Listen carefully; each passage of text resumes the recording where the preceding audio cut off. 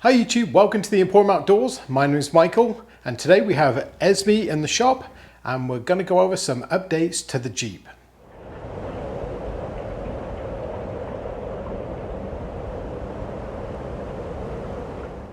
So I've owned the Jeep for about 4 weeks so far, so I just wanted to provide an update of some of the updates that I've done to it and what I feel is essential and some things that have worked and some of the things that I plan to actually put on the Jeep in the near future. I'm going to start with the most essential piece of equipment that I feel the Jeep really needs if you're going to do any sort of off-roading or overlanding, or you're going to get yourself into some situations where you need to self-rescue. So I went ahead and purchased a worn winch from Amazon, and it's the VR EVO, the 10S model. So it's £10,000 and it has a synthetic line. I would recommend, if you're going to buy a winch, unless you really have to get steel for some particular reason, go synthetic. They're significantly superior, they're lighter, they're easier to handle, and they're much safer. So to go along with the winch, there are some accessories that you're going to have to also buy just to make sure that it's going to be usable, as well as some things that are going to prolong the life of the winch as well. So I'll go ahead and put links in the description, but I'll also talk about each piece of equipment that I've put on to the winch package, let's put it that way, to make what I feel is a solid, workable piece of equipment. So I did go ahead and install the worn winch by myself in the shop, and I did it as one person. It would have been easier probably with two, because that steel bumper has a bit of weight to it. So the first thing you're going to need is that winch mounting plate that goes behind the steel bumper in order for you to mount the winch onto it, and I'll put the part number up there. And that plate is suitable for the JL series of Jeeps. So the winch does come with all the parts that you need to install it and operate it. So it does come with a wired hand remote. I did reinforce the cables that went into the engine bay where they connected into the battery from chafing, so I got some of that spy wrap, plastic wrap, just to protect those cables. Last thing I need is those to fray through and short out. That would not be a good day. So the next thing I added to my winch package was the remote, and this is the wireless Bluetooth remote that you can add in. Very simple, just plugs into the output connector or the controller connector for the winch, and you wire it into the engine hood and you pair it to your phone. That's about it. Obviously I do have the wired version if, for instance, I don't have my phone or something happens to it, I'm not dead in the water. Another accessory I added was the cover, just to keep that protected, especially where I live. We've got a lot of ice and snow and I don't want that getting into the winch. So that cover, even though it was expensive for what it was, to be honest, I think it's going to add to the longevity of the winch, and it's going to keep all that dirt and dust and snow and ice out of the mechanism. The other piece I added was a bump stop, so that when the cable comes in, it's going to rest securely against the fur lead and it's not going to flap around too much. I feel that's kind of, you probably don't need that, but I've always run my winches with them, and it's a nice way to keep them tight up against the body of the winch without causing any damage. I did get rid of the original hook that came with it and went with a 3/8 heavy duty hook from Warn as well, just to complete the look of it. And it looks a lot sturdier, and I think it finishes off the look and obviously the functionality of the winch itself. So once you've got all your winch equipment in place, you're going to need something to winch with it. You're going to need some straps and shackles.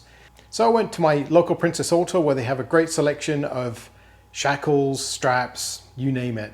So I did pick up most of my stuff from there, which was 2 steel shackles, 2 soft shackles, a recovery strap, a short tree strap, which I think I already had anyway, and I also picked up a kinetic rope. This is a 3/4 20-foot kinetic rope, and the kinetic rope is specifically designed for recovering vehicles from snow or mud, where you need to give it a bit of energy. It stretches because it's elastic, and it gives a nice pull to the vehicle without that shock you would have with a straight strap or something like that. So the other 2 items that I've added are the door skins, which I love. They've done a great job protecting the back doors from the dogs, and I'm happy. I'm sure that's going to be good money well spent.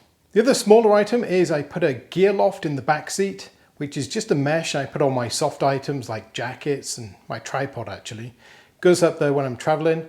So the other minor upgrade I did was pretty significant, but actually quite important to me.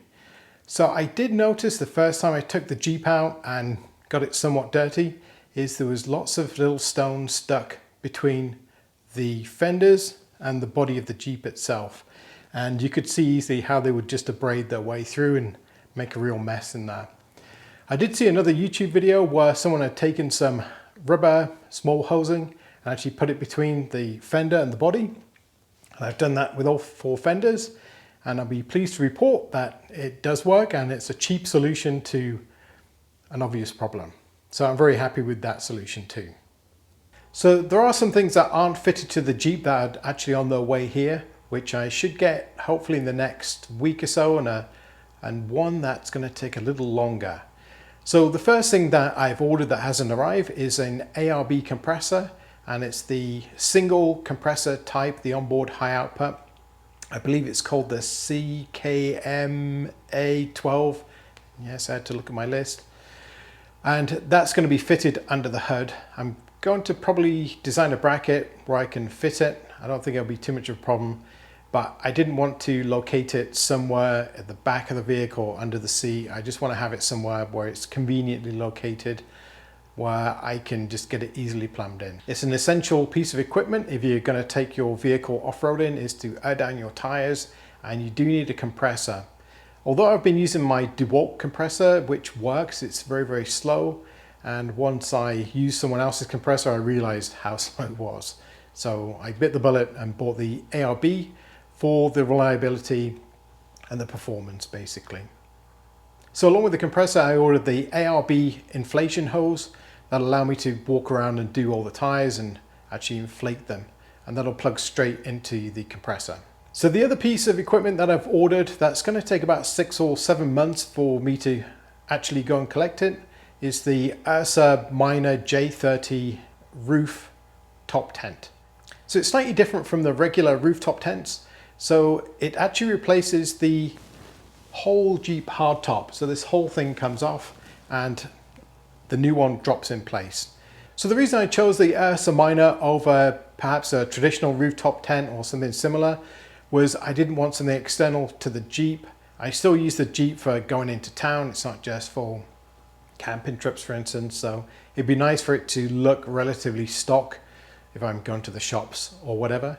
And also I didn't want to sacrifice the already average mileage that Jeeps get by adding something that's not going to be aerodynamic. It does have room for 2 people and it's internal, so you can actually get to the rooftop tent without leaving the Jeep. You can climb through the back, and the entry is just in the back. So behind the seats, there's a couple of panels and you can climb inside and you leave all your bedding up there. So if I want to pull into a Walmart on one of my trips, I can just climb in the back, pop the roof, climb into bed, and be away in the morning just as quickly.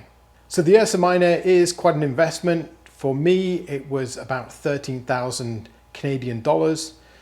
So it's a big chunk, but if I consider putting up a roof rack, for instance, that's going to be about $1,200, and a quality rooftop tent, maybe another 3,500. So it's probably, 3 times the price, but I think longevity, I think it's going to work out better. And I think if I ever want to sell it in the future, I won't have any problems. The other nice thing is if I do get another Jeep in the future, and if they haven't changed the model significantly, I can just lift it up and put it on a new Jeep if I decide to go that route in the future again. So the other 2 major components I haven't talked about so far, which are pretty obvious, are the wheels and the lift. I will be lifting the Jeep probably by about 2 to 3 inches. I don't want to go significantly more than that. And the tires are going to be 35-inch tires. So I haven't selected the tires or the lift just yet, as I'm still doing research. So I don't want to avoid the warranty by fitting a non-approved lift kit. That's my thought at the moment, but I'm still in research. I may also stick with the KO2s, as I do like them. And I think for me, it's a great balance between on-road and off-road. They're a nice hybrid sort of tire. They do great off-road in the conditions that I've used them in so far. I did run them for about a year on my truck and I love them. So actually getting to places in Canada through ice and snow, they work great. But they also work great during the summer months on regular roads. So that's why I like those particular tires. So let me know in the comments what you think of the Jeep build so far, whether you have any questions about the components I've fitted, or if you have some of the components already, and let me know how they're working out for you. So until next time, take care. So please check the links in the description for all the products mentioned in this video, and we do have some actual camping videos coming up very shortly, so stay tuned.